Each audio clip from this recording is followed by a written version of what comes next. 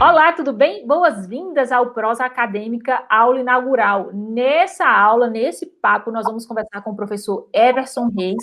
Ele vai falar um pouco sobre a disciplina que irá ministrar para a pós-graduação do eixo de Tecnologia da Informação, onde vocês vão falar sobre desenvolvimento seguro de software. O professor Everson Reis é mestre e doutor em Ciência da Informação, ele é graduado em Ciências da Computação, professor de diversos cursos de graduação na área de tecnologia da informação e também tem experiência em diversas áreas da ciência da informação. Professor Everson, muito boas-vindas ao Prosa Acadêmica, aula inaugural. Tenho certeza de que nós vamos bater um papo muito bacana aqui e abordar temas muito importantes. Muito bem, professora Juliana. É um prazer estar aqui no Prosa. Espero contribuir, espero colocar aí alguns assuntos importantes, emergentes, para todos. Professor, vamos começar a conversar um pouco, falar sobre a experiência desses profissionais, desses desenvolvedores de softwares seguros, e no seu relacionamento com os clientes, né? São as empresas e as instituições que vão contratar esses profissionais para construir esses softwares e que, obviamente, que eles ofereçam segurança. Muitas vezes acontece na rotina dos profissionais de tecnologia de apresentar uma série de protocolos de segurança para a construção desses softwares, mas o cliente muitas vezes questiona duas eventuais possibilidades, ou do encarecimento do projeto, por conta da adoção de uma série de protocolos, ou muitas vezes também pela construção de muitas barreiras que podem, do ponto de vista desse cliente, atrapalhar um pouco a experiência de navegação do usuário. E aí, como é que o engenheiro de software, como é que o desenvolvedor desse software tem que se relacionar com esse cliente para explicar e falar sobre a importância desses protocolos? Muito, muito boa pergunta. Então, nos dias de hoje, nós vivemos um mundo informatizado, né? Nós fazemos uma série de transações do dia a dia, compramos passagens, pagamos contas, e cada vez mais essas questões do sistema de informação estão na nossa vida, no nosso cotidiano. E o desenvolvimento de sistemas, ele traz essa preocupação de trazer um software seguro para a utilização. Essas questões de segurança cada vez mais estão à tona, né? São temas emergentes, porque não adianta a gente ter um sistema, melhor que for, se a gente não nos preocuparmos com a questão da segurança, com a questão da privacidade dos dados. E como é que a gente consegue convencer? É claro que nós, enquanto projeto do software, nós vamos ter alguns passos a mais, né? Nós temos que percorrer algumas atividades para contemplar a questão da segurança, certo? Temos que fazer testes, temos que fazer uma série de ajustes, de preocupações, de não deixar questões em aberto para invasões, etc. No passado, a gente tinha muitas dessas questões de vírus, né, entre os dispositivos que nós trocávamos, como pendrive, etc. Hoje, os sistemas estão interligados com a rede mundial de computadores, a internet. Então, a gente tem que ter essas preocupações. Uma coisa que o engenheiro de software, o analista, ele pode levar como um argumento forte, é a Lei Geral de Proteção aos Dados, né, que a partir dessa lei, nós conseguimos fazer com que as empresas tomem ações na preocupação da preservação e do uso daquele dado, né? Então, eu, como cliente de uma instituição, eu quero ser informado sobre o que eles estão utilizando o meu dado lá. Então, meu CPF, meu endereço, meu telefone, para que a gente não, o usuário, né, o cliente, não seja incomodado com divulgações de coisa que ele não quer. Então, hoje em dia, nós já temos essa preocupação e essa cobertura pela LGPD, pela Lei Geral de Proteção aos Dados. Agora, é muito ruim para a empresa ter, por exemplo, um destaque de uma manchete que teve um problema no software, que teve um problema de invasão, que não teve o zelo e o cuidado suficiente para oferecer questões de segurança na sua aplicação do sistema. Todos queremos um sistema que seja robusto, que atenda às necessidades, mas que ofereça as questões de proteção. Isso, cada vez mais, é importante, e os analistas, os desenvolvedores desses sistemas, estão muito ligados nessa questão. Professor, a gente tem, de um lado, o cliente, que é essa instituição para a qual o profissional vai desenvolver um software, mas a gente tem, na outra ponta, o usuário. E, normalmente, esse usuário é alguém leigo, que também não conhece a dinâmica desses protocolos, nem desses processos. Às vezes, ele vê alguma informação, um selo, mas ele não sabe exatamente o que aquilo significa. Mas, como você bem falou, os indivíduos estão cada vez mais preocupados. Então, como é que o programador, o desenvolvedor desse software também deve se preocupar em demonstrar para o usuário daquele software que ele está navegando num software seguro? Certo. Então, assim, quando um cliente vai acessar um site, por exemplo, para fazer uma compra, ele deve seguir algumas orientações. Eu vou fazer uma analogia aqui da seguinte forma, da fake news. Então, a gente não pode acreditar em tudo que lê. O fato de estar publicado no sistema eletrônico não significa que aquilo é verdade. Da mesma forma, nós temos que ter a preocupação em depositar dados pessoais em qualquer site, certo? Por exemplo, algumas recomendações básicas. Se o usuário, o cliente, está fazendo uma compra, ele pode verificar no endereço que ele está digitando da URL se tem um cadeado fechado. Isso significa que aquele site é seguro. Então, poderá acontecer uma incidência menor de problemas. Se o cadeado está aberto, isso é um problema. Significa que a segurança não está totalmente ativa. E o usuário, ele tem que estar sempre preocupado, sempre com o pé atrás sobre as coisas, né? Eu vou depositar realmente meus dados, todos os meus dados aqui, é necessário? Essa empresa é conhecida, é renomada? E também fazer aquele questionamento sobre uma venda. Vou comprar um carro aqui por R$1.000. É um preço muito abaixo.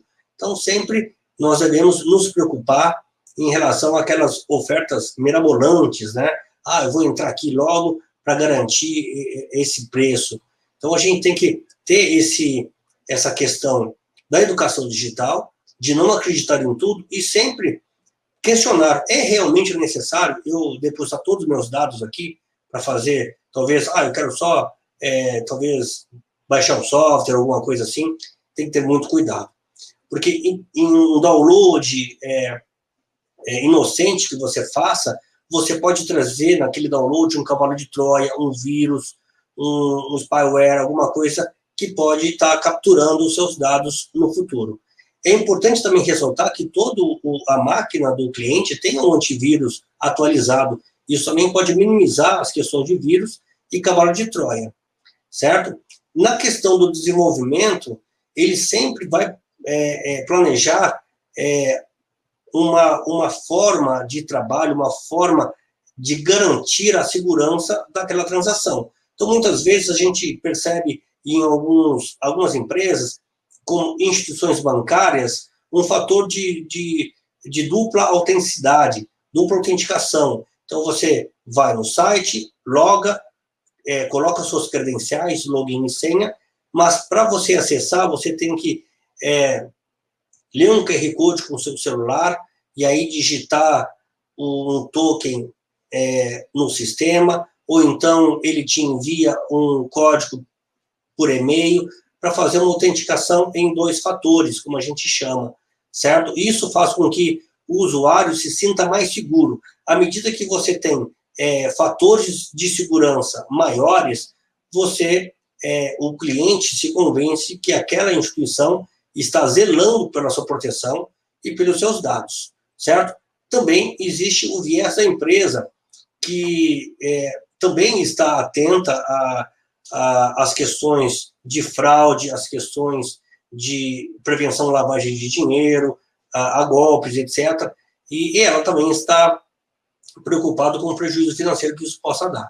Então, ela também deve investir nas questões de segurança, certo? E o usuário bem educado, bem atento naquilo que ele faz, aonde ele navega, o que ele faz, o que ele deposita de dados em alguns sites, aliado com as proteções que a empresa está oferecendo, nós temos aí uma forma de diminuir significativamente as questões de fraude ou de quebra de sigilo.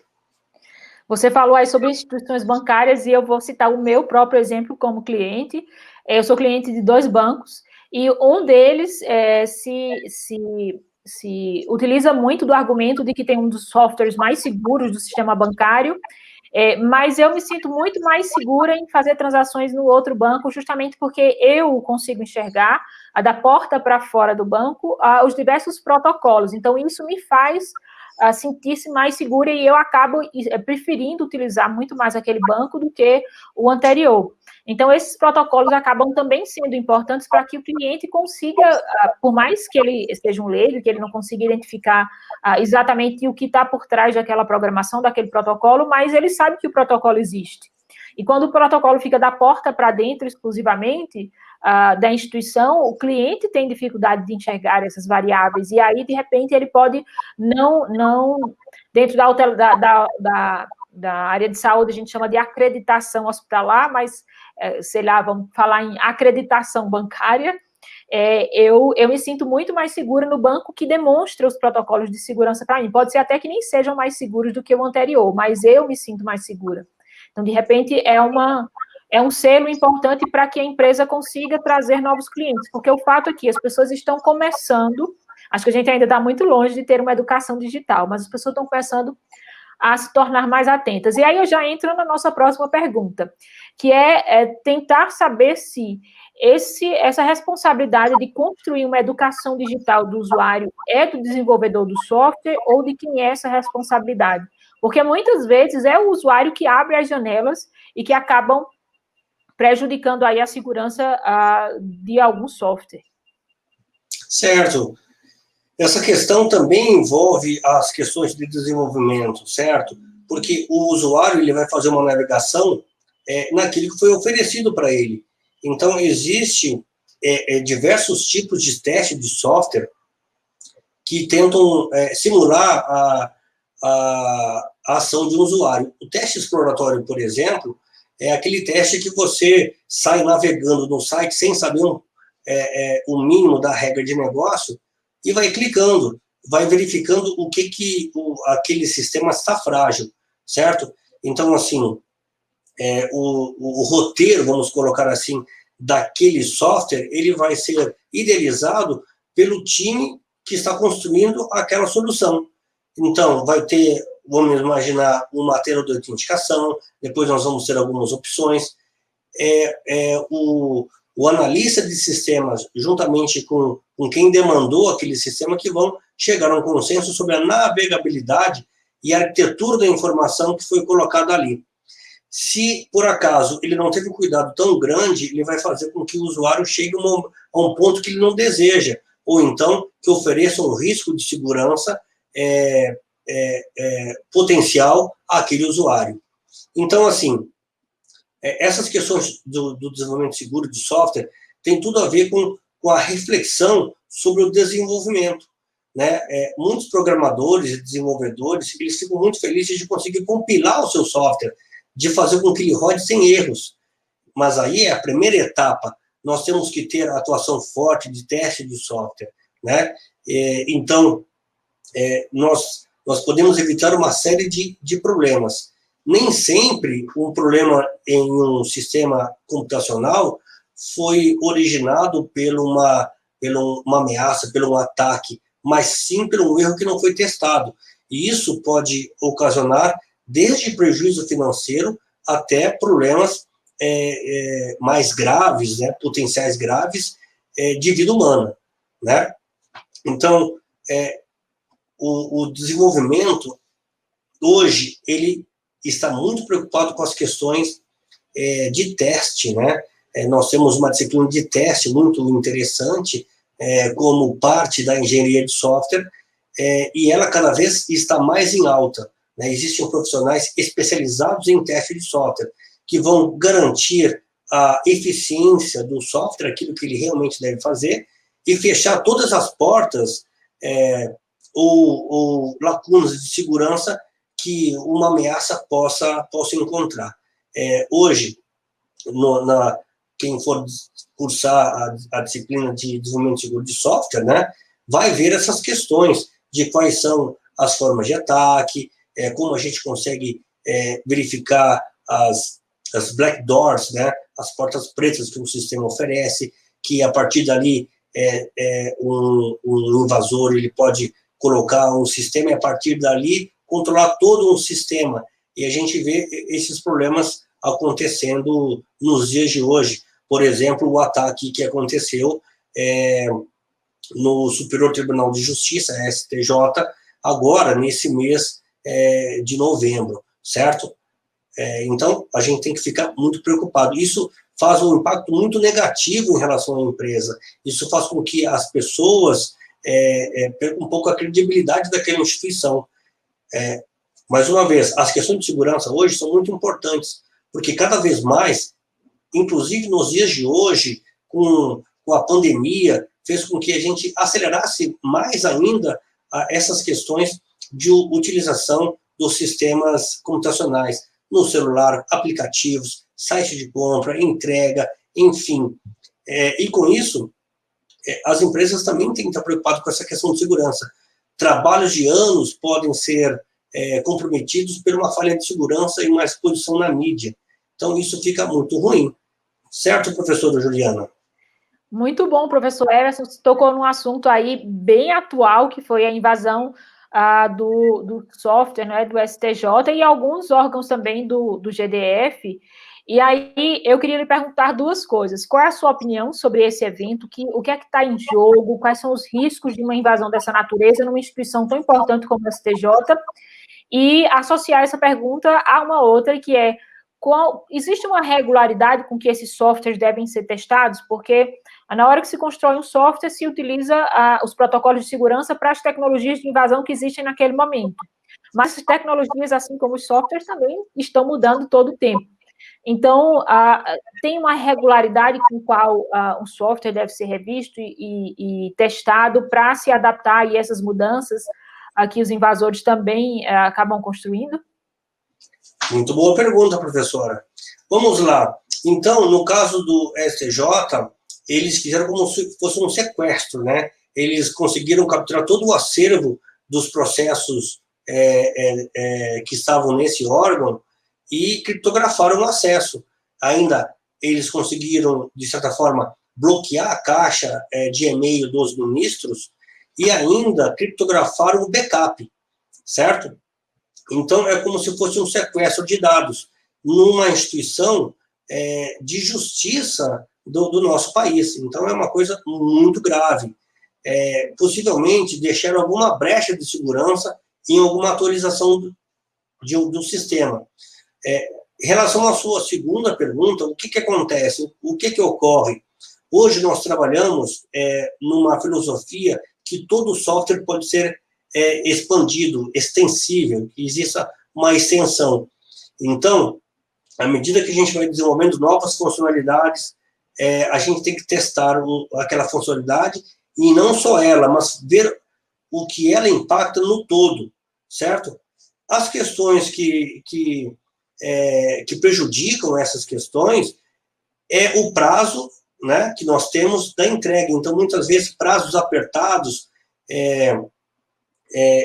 em função de uma política de lançamento de um produto ou associado a uma campanha de marketing, faz com que o desenvolvimento acelere um pouco essa questão e faça um descuido de testar o todo. Testa só aquela nova funcionalidade, que foi como uma extensão daquele software, e pode ter deixado alguma porta aberta e não feito o teste do sistema como um todo, certo? Essas questões de prazo e recurso são consideráveis para que a gente não faça o que deveria ser feito, né? E a gente entrega aquilo, está funcionando, os módulos estão no ar, estão tudo funcionando, mas eu não testei aqui uma brecha de segurança. Uma outra questão importante que eu trago aqui, eu estava um tempo atrás verificando as 10 profissões mais valorizadas do mercado de TI, e tinha lá uma chamada hacker do bem, né? Então, o que significa isso? As empresas contratavam esse hacker do bem para testar com as suas habilidades. É o famoso cracker? Oi? É o famoso cracker? Não, é hacker do bem, né? Que vai fazer com que aponte quais são as vulnerabilidades que a empresa tem em relação ao software, quais são os pontos que devem ser fechados, certo? Esse caso do STJ foi um caso esporádico e totalmente imprevisível, ou existem outros casos semelhantes a esse no cenário nacional e mundial? Certo. Essas questões, quando elas são muito grandes, a mídia, né, ou os próprios órgãos, como o STF, TJ, né, procuram não divulgar tantas informações, para não fazer um alarde tão grande sobre isso, para fazer com que mantenha a credibilidade da instituição. Mas eu acredito que, talvez, mensalmente, ou quase todo dia, essas instituições renomadas, STJ, STF, alguns órgãos do governo, são alvos de ataques.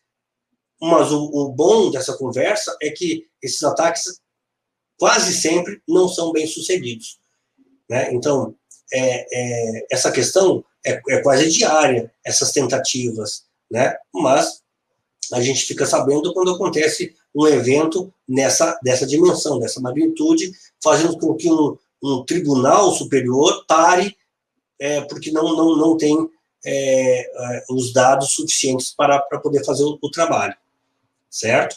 Mas que isso é uma coisa constante. E isso também alerta as questões de segurança, né? Que nós temos que ficar sempre atentos.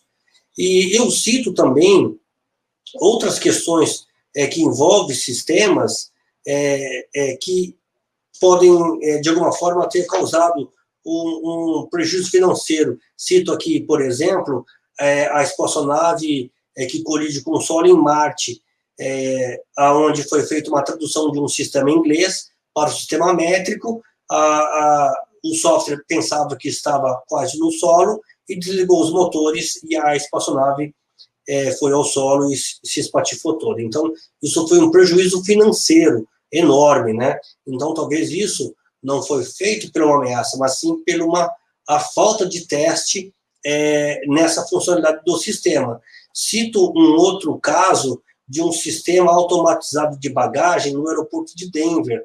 E esse sistema controlava uns carrinhos com uma esteira, a esteira colocava nos carrinhos e levava até o ponto de destino. O problema nesse sistema, que não estava funcionando corretamente, fez com que houvesse um atraso de 11 meses na abertura do aeroporto, certo? E finalizo aqui alguns casos reais, né, com um evento que um navio abate um avião comercial pelo erro do sistema do radar, que considerava uma ameaça aquele Boeing e abateu, né, o avião, e aí nós tivemos um prejuízo de vidas humanas. Então, essa questão da segurança do software, de ataques, ele está muito voltado a como o software foi construído. Então, nós vamos tentar, nessa disciplina da pós, fazer sempre com que o desenvolvedor, o analista, tenha um outro olhar sobre as coisas, aquele olhar que ele, muitas vezes, nem imaginava que existia. E hoje é uma preocupação importante que nós temos que ter na questão do desenvolvimento de sistemas seguros. Professor, existe alguma dica para esses desenvolvedores de buscar sempre construir softwares seguros por meio de uma série de protocolos, mas sem, do outro lado, prejudicar a experiência do usuário? Porque, às vezes, eu fico com a sensação de que muitos protocolos de segurança acabam criando muitas linhas, muitas barreiras para que o usuário tenha acesso às diversas interfaces do software, né? e às vezes ele fica menos intuitivo, mais burocrático. Isso pode acontecer? Tem alguma dica que você possa dar para que esses alunos possam pensar nesses protocolos sem prejudicar a experiência? Assim, sempre que a gente coloca fatores de segurança adicionais, isso vai gerar um trabalho maior no desenvolvimento, requer uma atenção maior sobre as possibilidades, né? Não só fazer autenticação com as credenciais de usuário para entrar no sistema, como também prever situações que possam ocorrer, como um SQL inject, por exemplo, para colocar alguma coisa dentro daquele token que vai ser passado para o sistema de informação. De uma forma geral, talvez um aumento do nível de segurança faça com que o software fique um pouco mais burocrático, porque ele vai fazer um login, depois tem que fazer a autenticação com token, ou ler um código de barras, mas o usuário tem que entender que todas essas intervenções são feitas para garantir que ele tenha uma navegação segura, a sua experiência naquele sistema, seja ele qual for, de você comprar um item no e-commerce, enfim, ele seja mais seguro e consiga realizar essas operações, certo? Então, nós vamos nessa linha de pensamento. Professor, vamos chegando ao final do nosso papo aqui sobre temas tão relevantes, tão atuais, que não são apenas de interesse dos profissionais que atuam com a programação, com o desenvolvimento de softwares, mas são bastante relevantes e de interesse da população de uma forma geral. Você bem colocou aí que o contexto da pandemia trouxe uma série de novos usuários que talvez tivessem aí algumas restrições contra fazer compras na internet ou utilizar os aplicativos dos bancos, mas que se viram obrigados a fazer, a migrar o tipo de relacionamento por conta da pandemia, e eu acredito que no novo normal essas pessoas não deverão voltar aos relacionamentos anteriores. Então, abro aí os nossos momentos finais para que você deixe alguma dica, ou fale um pouco, deixe alguns spoilers aí do que vocês vão ver ao longo da disciplina. Bom, durante esse nosso bate-papo, eu já fiz alguns spoilers, né? Aquilo que a gente, daqueles alunos que vão cursar a disciplina vão ver. Mas, assim, finalizando, tanto da parte do cliente que utiliza os sistemas, que ele tem que ficar atento, sempre fazer essa analogia com a fake news, né? De tudo que ele vê que está no site não significa que seja verdadeiro ou que seja seguro, que ele tenha sempre o pé atrás em relação a ofertas mirabolantes, aquela vantagem emergente, eu tenho que ir agora, eles vão fazer com que chame a sua atenção, que digam que está acabando aquele produto, para que você tenha naquela emoção, né, de clicar e fazer a compra. Então, tem que ter parcimônia, tem que ter uma cautela em relação a essas navegações e o uso dos aplicativos que nós temos hoje no celular, no computador, nos meios eletrônicos, certo? Em relação ao desenvolvimento, né, a disciplina tenta mostrar um pouco de um cenário que ele não estava atento daquela questão de só compilar o software e colocar ele para rodar, certo? Existem outras questões de proteção, de segurança, que vão fazer com que tenhamos uma maior robustez e despendendo a fragilidade que nós temos nos softwares. Isso vai fazer com que aquele produto que você desenvolveu tenha mais uma impressão positiva por parte dos clientes e usuários, e que você não tenha que, no futuro, fazer tantas manutenções corretivas em função da segurança, certo? Questões como Lei Geral de Proteção aos Dados estão aí sendo consideradas emergentes, e nós também temos que nos preocupar com essas questões de disseminar dados pessoais, certo? Então, mais uma vez, sejam todos bem-vindos, e estamos aqui para compartilhar conhecimento com vocês e trocar ideias e fazer com que a gente aí incremente softwares seguros. Professor Everson, em nome do Núcleo de Educação à Distância do UniCeub, eu agradeço a sua disposição de bater esse papo tão relevante. Desejo para você e para os seus alunos um excelente início de jornada nessa pós-graduação nas diversas áreas da tecnologia da informação, que vocês possam, de fato, aproveitar essa experiência com o professor Everson e com as demais disciplinas, demais módulos que estão vindo por aí. Eu espero você na nossa próxima aula inaugural. Até lá!